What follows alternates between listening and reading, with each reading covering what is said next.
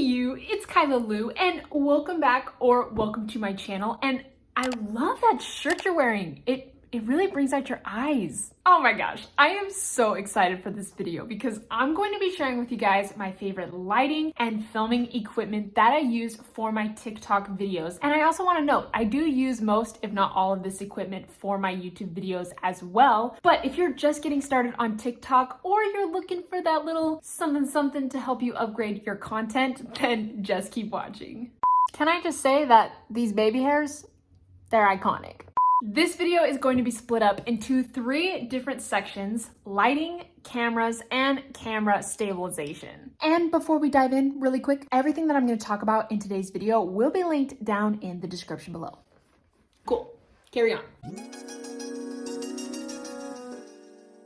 So the first light that I have is a UB size 12-inch ring light with a tripod, and I love this light. There are 5 different color temperatures and 10 different levels of brightness. And one of the reasons why I love this light so much is because it is really bright, but it still has that softness about it. So it gives your videos a more natural lighting while still being able to actually light the space. It does come with a rotatable head that allows you to film both vertically and horizontally. This light does feel pretty sturdy, but what I love is the flip out knobs, which are so much better than the twist knobs, because seriously, those flip out knobs cut your setup time in half. The only small downside to the first light that I have is that the cord for the light is not as long. So if you're wanting to set up your ring light further away from you and you don't have an outlet close by that you can plug your light into, you're gonna be a little bit more limited of where you can set it up. I will use this light to light up the room when I'm filming YouTube videos and TikTok videos. And I will also sometimes put my phone directly in the phone clamp that is located within the ring light to get some more dramatic lighting for my TikTok videos. The second light that I have is actually another ring light, and it's the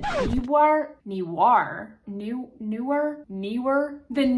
LED ring light, measuring 14 inches on the outer ring and then 12 inches on the center ring. And I actually got the kit for this ring light. And let me tell you, this is a light. Now, this light is a lot more intense than the other ring light that I have, but in this kit that I got, it came with the actual ring light, the tripod, 2 different filters for the light, the gooseneck, a ball head mount, phone holder, wireless remote, power adapter, and cable, and actually a really good quality bag to transport your ring light around. It's a lot. This light can get super bright, but I also love how tall I can make it so I can actually light myself from above to kind of help balance where the shadows are at. The tripod that came with this ring light is super sturdy, definitely more sturdy than my first ring light, but I also love too with this one, the cord is definitely a lot longer, so it allows you more freedom of where you can put your ring light, because the cord is so long. I would definitely say that the setup for my second light took a little bit longer than the setup for my first light, but it does such a great job of lighting my space. And since the lighting of your videos is such a big deal, I would definitely recommend investing in some lighting equipment. Obviously, it's nice to have a window that you can use for lighting, but Mother Nature,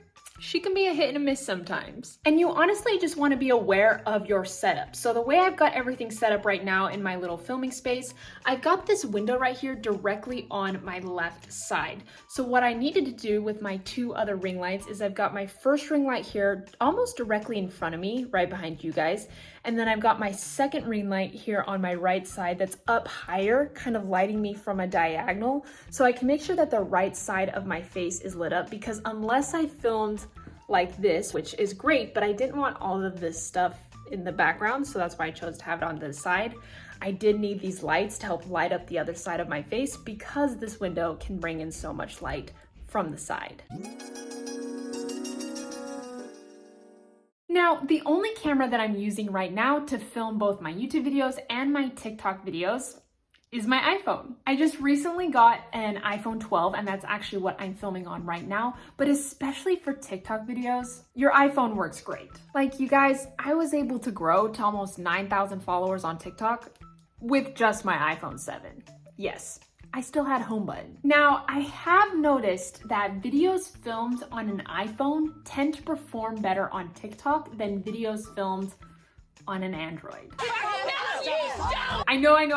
I know this is such a hot topic, and I'm not saying that you have to go and get an iPhone in order to make high resolution videos, because there are definitely Android phones out there with great cameras. It's just that most consumer-oriented Android phones tend to have a lower camera quality than that of the iPhone. I rarely use my normal camera or the camera on the back of the phone, which I know is bad because those cameras tend to be a little bit better than the selfie cameras, but I don't care. I love it. No, but for real, I just love being able to see myself.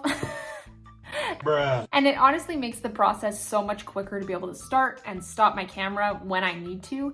And so I use the selfie camera for most, if not all, of my videos. As far as audio goes, I don't use any external mics as of right now. The mic in your phone is pretty freaking awesome. And especially if you're doing a lot of lip syncing or dancing videos on TikTok, you're not using your mic anyways. Now, if you could invest in only one item, invest in a tripod. Don't get the lights, don't buy a camera, don't get a mic, get a tripod. I use my tripod every single day, and it is a necessity when it comes to filming content. The tripod that I have and I'm using currently is the UB size 50-inch tripod stand. I really love that this tripod is lightweight and it's portable. It even came with this cute nifty bag that you can use to travel with your tripod. And yes, my tripod, little broken, but seriously you guys, this tripod is so durable, but do note, this tripod does not withstand getting stepped on.